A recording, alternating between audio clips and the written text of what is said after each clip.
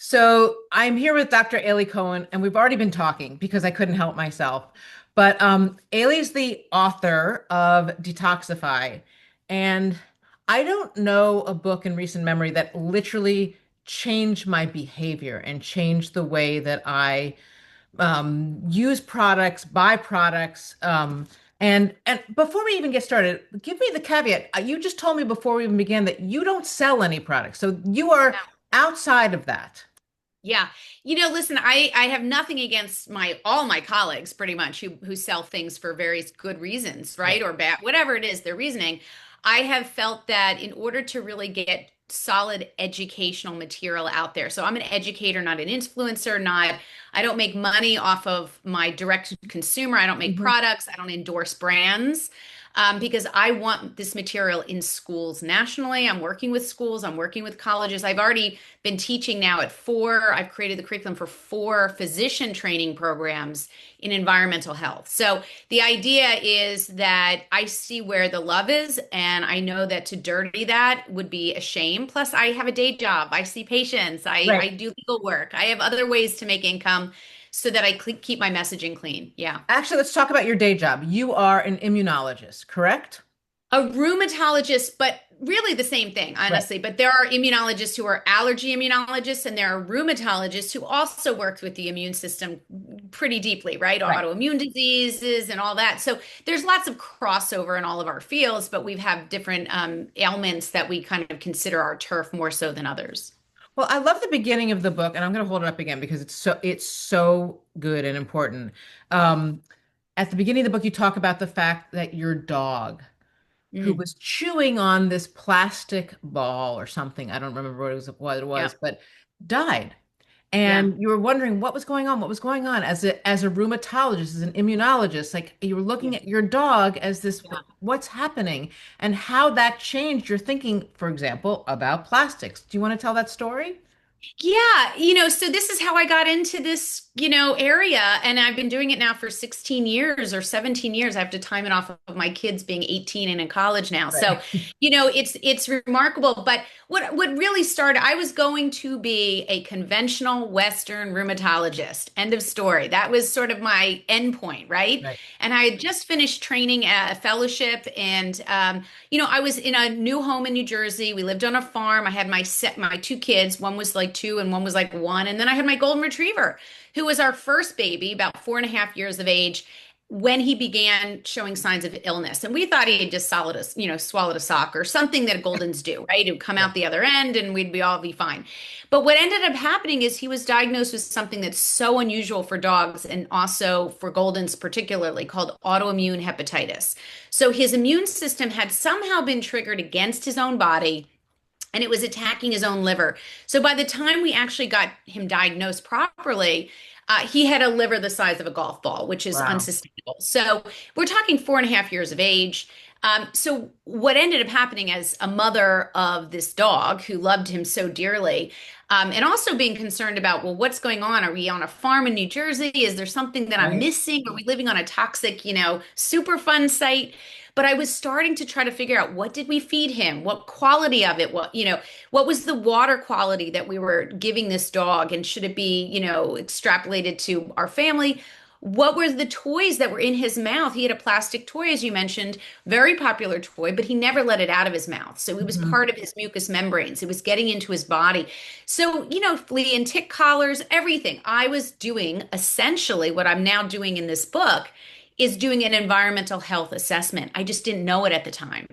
Right. And the more I looked into those topics, the more it led me into human exposures Right. and all of the literature that existed that I never learned in medical school, even in rheumatology, that affects not only hormones, but also the immune system and metabolic issues. It was eye-opening to the point where it took me about 2 years of reaching out to environmental working group, had a great amount of information and other physicians, and to really learn if this was real. Like, are we really looking at this problem properly?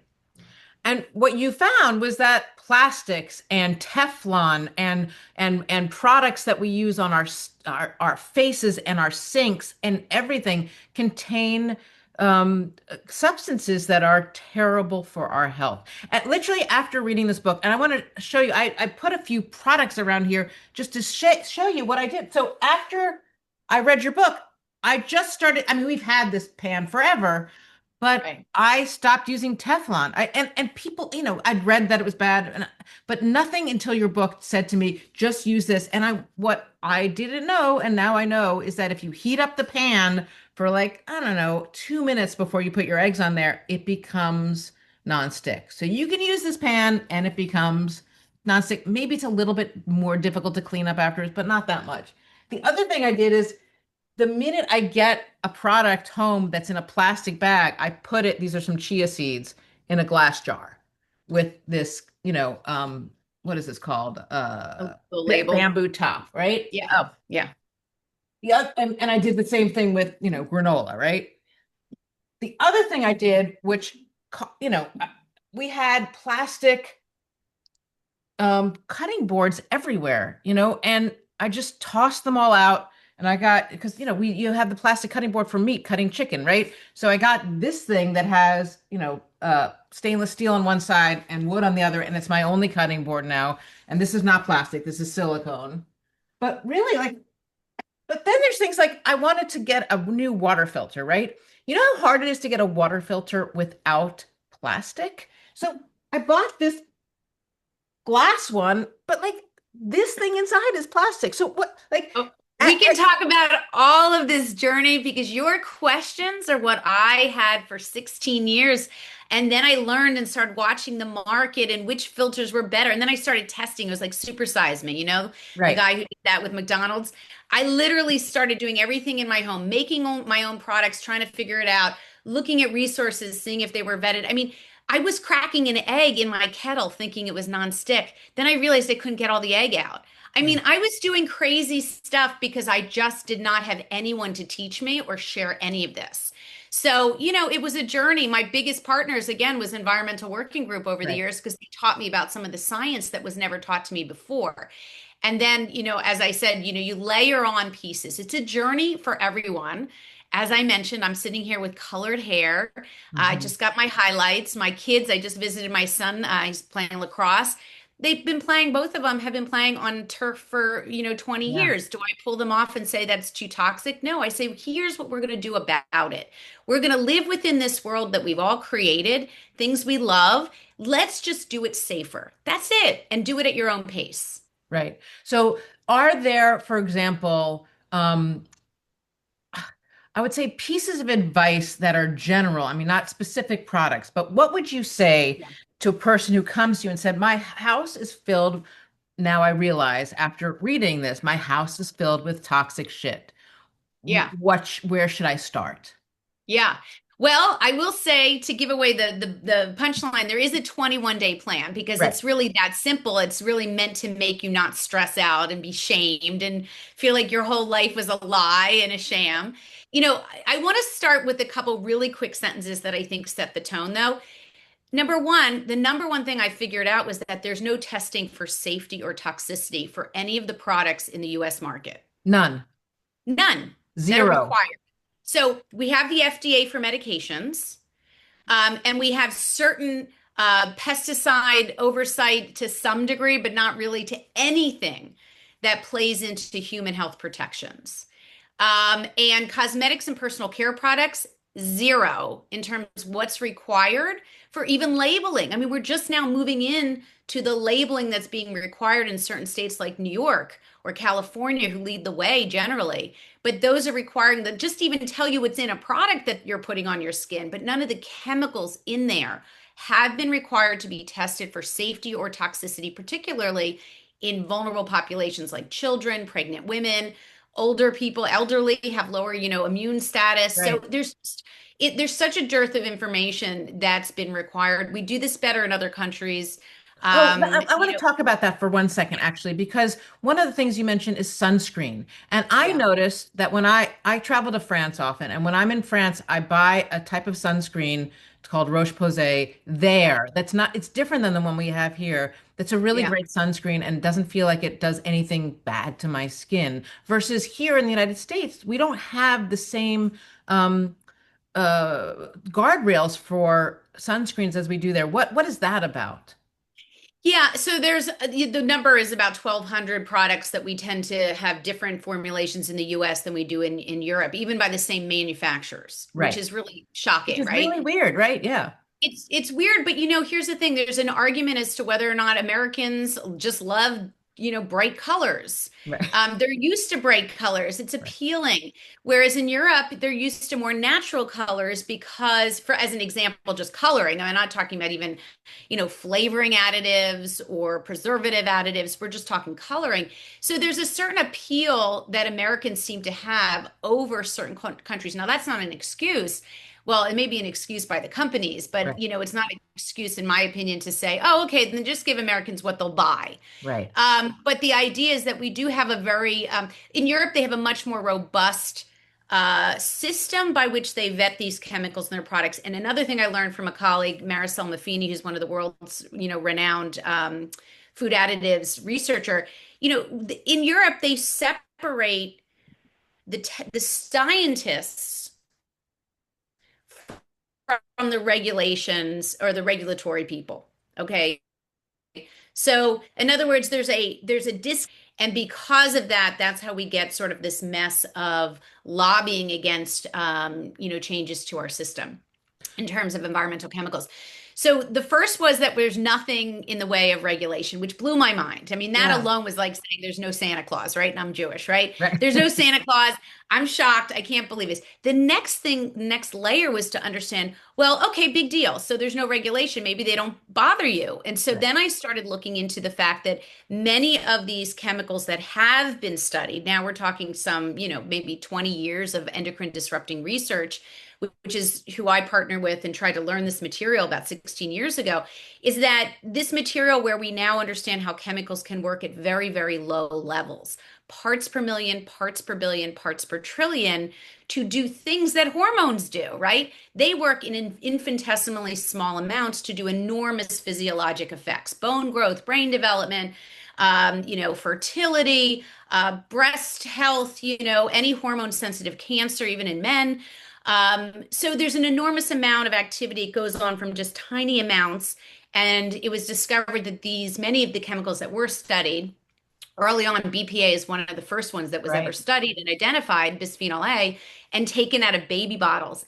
Only plastic baby bottles in 2012. That's it. That's one of the few wins that we've ever had, but it's been, changed into other substitutions, and it's certainly in thousands of other products. But the idea is that not only were they not regulated, but then, of course, there is this physiologic effects of these chemicals. And now I'm writing about the immune system effects that have, now been discovered robustly. Well, can you tell us? I mean, I know you're working on this right now, but can you tell us a little bit about some of these immune responses to these Yeah. chemicals? Sure. So, speaking of your nonstick pan, let's talk about what are called the perfluoralkyls, the nonstick chemicals. They're also stain guard chemicals, Yeah. waterproofing chemicals. They just make surfaces a lot slicker.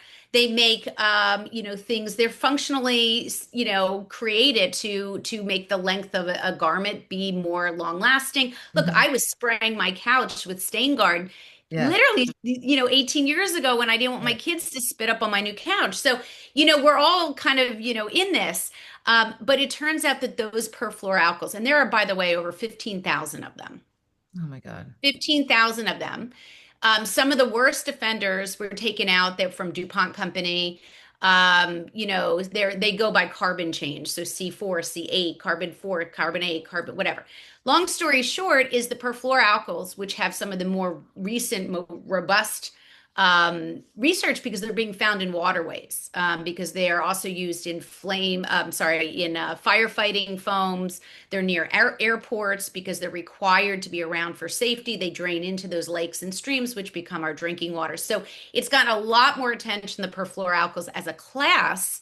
Over the years, but we have phthalates and we have a bunch of others we can Right. talk about. They all work a little bit the same, but some of them have unique properties. So perfluoralkyls, interesting enough from the immune system perspective, have been shown to actually affect the immune response, good and bad, but have been specifically found to reduce vaccine response. So we know there's a suppression of immune. Wow. So figure, whatever you think about vaccines, which we're not going to get into, I the think idea they're great. I'm just going to say that. Okay. Okay, well, I will tell you this. I'm a strong, proponent of Right. the right vaccines with the right data and all of that. And I am on board with that.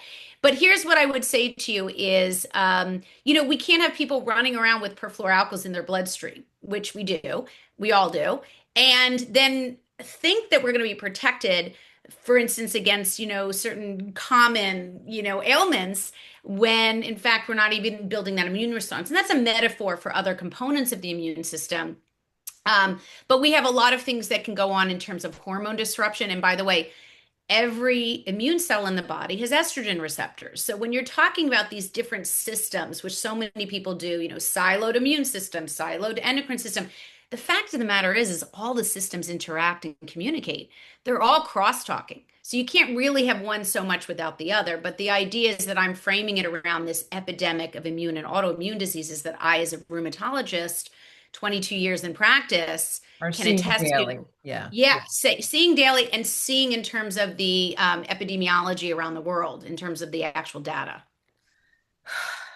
Well, all right. So one of the things that surprised me the most, and I brought like you said that there is an issue with antiperspirant or deodorant, and this is the one that I've been using for years. And then I like put on my glasses and I tried to even read whether they had the things in it that you were talking about. I can't read the back of this with my glasses on.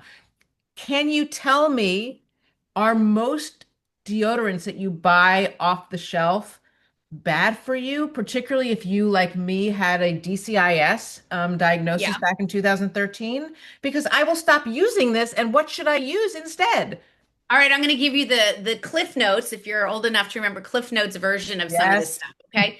Okay. So, for instance, there's a difference between deodorant and antiperspirant. Let's Okay. start with that premise. What Okay. is this? I don't know what, if it says it'll tell you what it is. Yeah, Generally, it it'll say it on the says front. it says antiperspirant deodorant. Yeah. So here's the thing. Okay, that's good. They confuse you even more. All right. Right. So here's the idea. Antiperspirant, by definition, antiperspirant, which is where you're sweating, right? Right. Forget the odor, just perspiring. Okay. So antiperspirant typically means, in a conventional kind of old school, I mean, I used so many products growing up, has aluminum or something so tiny that it gets absorbed into the sweat glands under your armpits and creates an osmotic reaction where the sweat stays in the gland and doesn't come out to make you feel sweaty. Okay. So there's a mechanism by which these tiny little aluminum particles stay there and Okay. get absorbed into your body, Which is not essentially, right? great. Well, it's not great. We don't want anything in our body that the body was not meant to have for millions of years, right? I'm Hmm. big into anthropology and, yeah, I color my hair, but I try very hard not to internalize anything I don't have to, right? Right. Right. It's a choice. So the idea is that you want to, first of all, get into the mindset that you don't want an antiperspirant, because that mechanism typically means there's nothing natural that I've ever heard of that actually keeps you from sweating Right. in a really great way. Let's be clear on that, right? The products are evolving, they're getting better. But at this point, I'm still pretty, sweaty sometimes, but I'm never stinky because deodorant, I choose the more natural versions that I vet through certain apps and people who do it well. Right. So I used to make my own. I even have I have like a 3 recipe, Right. I make your saw own that. deodorant. Yeah. It's not that complicated, right? I have lots of recipes for lots of stuff. But if you choose not to do that, I wanted people to have all the resources for the evergreen, apps, and they're free apps and websites that really help people just plug in whatever they're using or what they want to use with drop downs and find safer versions by a rating system. I do this with high school students. I do this with my own kids. They're better at it than I am. They're quicker. But the idea is deodorant is just to cover odor. Right. Antiperspirant is for sweat. If you can find deodorant, and I wear sort of like a mini shirt that has padding under the armpits. Yeah. And so that saved me in lots of blouses and lots of activities. But the idea is that I generally don't care, and it's just the deodorant that you can choose very safely. Well, also, I've noticed, I don't know what age you are, but I'm 59, turning 60 this year. I've noticed that sweat glands are less at this age anyway. So why am I even wearing this? Like, why have I put this aluminum under my arms for the past, I don't know, Yeah. since I was 13 years old, right? I mean, Can I share? I'll share with you what I call a fun fact because I'm a geek, but I want to share with your audience some very important information about cosmetics. Being a woman and understanding some of these things is really key to me as I educate around wherever I can. Number one, we know that 90% is the going number for what breast cancer, is caused by is environment. Okay. Environment meaning what we bring into our bodies, whether it's food, whether it's drinking water, whether it's cosmetics, right? So we know that 10%-ish is about, is what we know of as the genetic related causes of breast cancer. Okay. right. There is a gentleman who I interviewed for my podcast, which is the Smart Human podcast, and I get all these researchers and people who don't get a voice, typically. Dr. William Goodson, he's a breast surgeon. He had this incredible study that did not get enough attention, although a lot of insiders did give it attention. He had 28 volunteers of relatives who had breast cancer. So they were emotionally invested, but they themselves did not have breast cancer, voluntarily do fine needle biopsies, then changed out their products for 28 days or 30 days. And all 28 voluntarily came back for a repeat breast fine needle biopsy Which are no to fun, by the way. Those are hard. I mean, they hurt. it's not fun. It's not Yeah. fun, but they were doing it for science. And what actually ended up happening is they found through testing that tissue that when you changed out personal care products to safer versions, which they did for those 30 days, the repeat fine needle biopsy showed a decreased signal towards breast cancer development. I mean, it's mind-boggling. I'll give you another idea is that feminine care products, which a lot of people don't think about, right? It's the vaginal Tampons canal. and pads. Yeah, filled with chemicals that are usually antimicrobial, chlorinated chemicals for cotton, if it is cotton, mostly rayon and a bunch of fake plastics, perfumes, which carry phthalates, which are, hormone disrupting. So it's not like, okay, I ran out of tampons, I got to grab something conventional. I have those all over the house if I needed them, and I run out of the stuff that's, really clean or whatever. It's not even that much more expensive. It's the thing now, right? But the idea is that when you're talking about the number of tampons and feminine care products that young women use over the course of a lifetime, Absolutely. that's where you see volume. That's where I want people to think. Think not so much like the birthday cake. It's actually built into my book in terms of, the 4 A's of environmental health navigation. So you understand it's the fourth A. The first is assess. The second one is avoid or swap. The third is add, and not talk about nutrition and sweating and detoxification. Mhm. The last A is allow. Right. And the allow is like, look, we're in this together. We want to go to birthday parties and eat purple ice, icing. We want to travel. We're not always going to have access to our favorite stuff that we can control at home or work. Allow is like, you doing great, girl, keep it going, Right. and just do these things by volume is what I emphasize most. Like drinking water is a great way to start because we drink so much. Food quality is another area because you have to eat. Those are really big ones. And then removing stuff is another big one, which saves money. Don't buy it in the first place, a lot of this junk.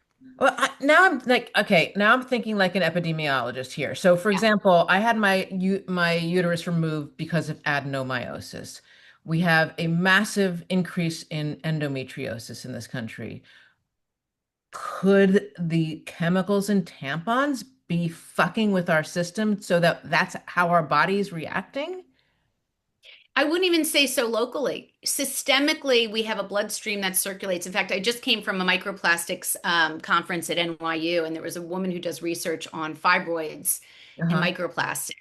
And, plastics themselves, we think of a hard thing, right? But they're Right. actually infused with thousands of chemicals and they break down. So, in other words, whatever you get with that plastic is going to be, leached from that over time, right? So it's Right. not just plastics themselves mechanically, which were, oh, credit card size, Yeah. we eat in a week, whatever. That's really tangible in our brains, but we actually have these offshoot chemicals.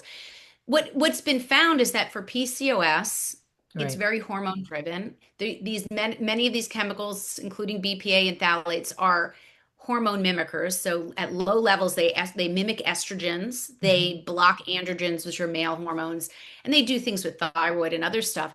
But what we now know is that they contribute to a lot of the female health conditions that we never thought about. So it's not necessarily just potentially intravaginal exposure. I don't Right, want to ever limit. We get things from our skin. right. We get things from air quality in our homes by having Febreze and air sprays. We get them from air quality outside our home. So it's not to make people flip out. I'm really trying to pull the brakes here. What I want people to know is you're contaminated with chemicals. We all are. There's no need to test for them.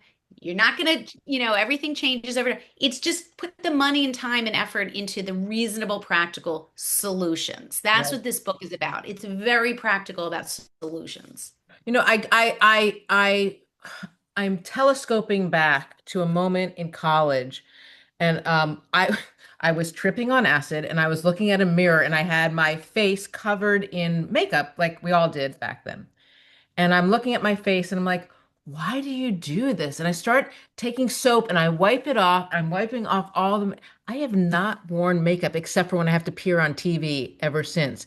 And I wonder what I've saved myself by not putting shit on my face all these years, I'll right? second that. I was on a podcast where they had some really big time dermatologists on talking about all this peptide and this cream and this lotion. I get on and I was so glad she was off because I didn't want to offend her. I said, "Hey, guess what? I use bar soap for 20 years and I barely use lotion. That's it. Yeah. That's it. Yeah. No, I Literally use bar soap." bar soap, and I use CeraVe for a lotion. I mean, look, I know people have different needs and different issues, but Yeah. I will tell you, we are marketed so much I know. crap and I know. so much stuff that and by the way, it's kind of why I've gotten into education because the only way I can fight back against a lot of stuff I don't like seeing in the healthcare industry and in marketing and influencers is by You're frozen for a educating second. Hold on. Hold on one and just second. keep on pushing the needle forward on education. It, You froze for a second. Hold on. Can you repeat that about the okay, influencers? yeah, okay. Yes. Yes. So, I have been overwhelmed by influencers and I'm in my early 50s. I'm going through perimenopause. Everything, seems appealing. Should I, I even had to market a book for a year, right? So I Right. was like, well, how cute should I look? And should I get Botox? And should I get filler? And, Yeah. all my colleagues who are doing this health and we're all asking the same because we're human. We Right. all want to look younger and cuter and feel good and all those things. And so you have to resist because so much of it is either we don't know enough about it or we know enough to take the precautionary principle and stay away from it. Right. And I think people really want to think more instead of instant gratification, which is the human dilemma, and think more towards long-term exposures and long-term goals, even at very low levels. And that's just kind of the mantra I want people to pick up on, you know? I feel like even before reading your book, I felt that way in a certain, like, I'll give you a perfect example with Botox. So I had terrible migraines, like just Yeah. terrible, terrible migraines. Now we know they were probably perimenopausal. But the first, after trying all the triptans, they said, well, we can try Botox. And I actually had a physical reaction to it. I was like, no, I don't want botulism in my skin. I want to figure out another way. And I went on a CGRP inhibitor, and that worked perfectly. But I have an aversion to putting poison in my body. And Yeah. I, It's interesting. I try to tell people, like I just lectured at my son's high school, and it was really interesting because the take home slide is, we're like sponges. We absorb everything. And, mhm, if you nickel and dime sort of like one thing versus another, you might go nuts, right? right, I don't want Botox, which is a personal choice. That's fine. right, I don't, but maybe I'm having a bunch of Cheetos at night, or right, maybe I'm getting my nails done every couple of weeks and not thinking about the surface base coat, which could be easily changed to a low toxicity one, which is what I post on, like, okay, you're gonna get your nails done? Let's do it safer. Let's make sure that our base coat is a one on EWG Skin Deep database. That therefore anything on top of it is not touching your skin. Little ways of looking at how your body is exposed in, on, and around it. I think is really, really helpful. But teaching kids and people that your body's going to absorb this stuff. Some of it breaks down quickly, some of it doesn't. Sweating, sauna, drinking clean filtered water whenever you can. I just got back from a weekend where we brought a big container of water. And it served us all weekend. Like it was Right. fabulous. 3 gallons stainless steel. I mean, it's like what I do is I fill up at home, saves money, no plastics, and I get to drink water whenever I want without paying for it. So, What kind of what I'm actually interested. I know you don't want to recommend any products, but what do you use as your water filter? I oh, want to reverse know. osmosis is what I've, oh, and here's the story quickly behind reverse osmosis. So, first of all, let's start by saying any filtration of your water I recommend is fine. You know, Right. like if you already have a pitcher with a carbon block, which is a big chunk of carbon, Which is what I which have. I think you have, Yeah. or in your refrigerator door is called carbon block, or even on your faucet. Right. There's all different types, and I go into in the book, but I want to just get right to the point. Any filtration is better than nothing because municipal tap water follows very outdated 1976 Safe Drinking Water Act that covers only 91 chemicals. Nothing has changed in 50 years with all the other chemicals that have been developed. Okay. Well water has its own issue because there's no required testing. And if there is testing, which everyone's like, oh, mine gets tested, they test a handful of things, Right. right? And soil is very, absorbent. So you can travel long distances, chemicals and whatever to get into your well. Right. No matter which one you have, the answer is really to correct the problem when it hits your home. Right. Okay. You don't have to test a million things. Just test. You don't even have to test. Just fix the problem when it hits your home. So a filter of a pitcher, a filter that's reverse osmosis, which is a material that the pore size is so, so small that it's actually physically catching anything that's bigger than a single celled organism. It was developed in the 70s for dialysis. My dad's a nephrologist, still practicing at Right. 86. They have a whole room of a reverse Reverse osmosis. osmosis management. We just get a smaller version, and the price point has come down over the decade. I've literally watched this. They're 275, and you can get a plumbed one, which makes life easier when a plumber comes in for 1 hour to put it in, $150. So Wow. all, 400 up front, you don't have to keep on filling it up. Right. My kids would never leave anything for me. Right. And then my kid went to college. So I said, well, how am I going to protect him? I posted on this. Literally, these are the 5 things I did when he went into his college dorm. One of them was a countertop reverse osmosis, which sits like this. You could pour toilet water in the back And and it'll it be would good. come in the front. It's so cool to watch. I mean, Yeah. I was just like, I'm learning every day too. Right. And what about you said it will capture anything but a single cell creature, but what about amoebas? Will amoebas go through the Bigger than. So they were Okay. designed to actually catch bacteria, mold, yeast, fungus to protect against, all these dialysis patients are considered some of the most immune compromised Right. of any patient's demographic. So that was how that conventional reverse osmosis system was designed for hospitals, corporate. Now they've managed to make the technology available in smaller units. Got it. So Okay. that's why, and it's anything bigger, which is all the phthalates and the PFAS and the Right. perfluoroalkyls and all the heavy metals, all these things that are bigger generally, because there's no perfect reverse osmosis system, or any system. But generally speaking, it's the most aggressive way we can clean water that we have available as consumers in the US. Got it. Okay. Reverse osmosis. And then the last thing I want to talk to you about is also in this book at the end, there are lots of recipes, like really good recipes, things that, Yeah. butternut squash soup and things like that. What do Yeah. you, as a Detoxify. Right. doctor, recommend Yeah. as excellent foods for reversing toxicity?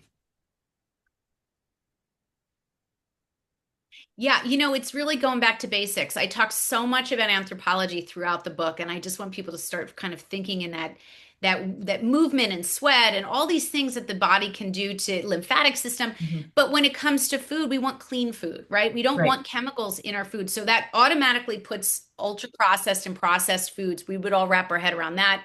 Not a big stretch, right? Right. But what I'm trying to get people to even take it a step further is to think about not just processed food, but even like our plants, our fruits, our vegetables, our Mediterranean diet, which I fully support because it has so much science to be anti-inflammatory, but thinking about how the pesticides get on and in these products. And when you learn a little bit about that, the solution, if anyone's sitting there going, oh yeah, it's so expensive, let me tell you, this book is filled with ways to go against, that notion that you can't afford to be healthy. Right. Frozen USDA organic foods, which are literally made by every big box store, supermarket in the country, their own brand because they know how lucrative it is. USDA as a symbol, as a label, is the only regulation we have in our health in our system. Besides FDA, We have certified USDA organic. It has teeth. It matters. Took Right. 10 years to develop and 10 years to implement in the 80s and 90s and 2000s. The idea is that it can't have any colors that are synthetic, preservatives, genetically modified ingredients, and that goes for packaged goods as well as produce, right? But frozen is so interesting because under the add component of what I've tried to teach is that we have to add nutrition in, which we're very much deficient in order to offset some of our environmental exposure risk. Right. We're missing a lot of nutrients that for millions of years. So if you add in frozen USDA organics, it happens to capture all of the nutritional value when it's flash frozen. So like So you get peas or this blueberries or double whammy strawberries. of goodness. Yeah.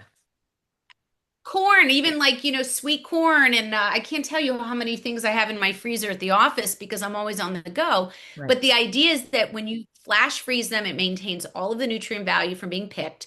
Plus, if it's USDA organic, you have this added value of not having all of these potential thousands of, pesticides, which are essentially unregulated. So that's the win-win and the cost win too, because you don't have to get fresh. Look, I want people to think about fresh, farmers markets and support local farming and all of that.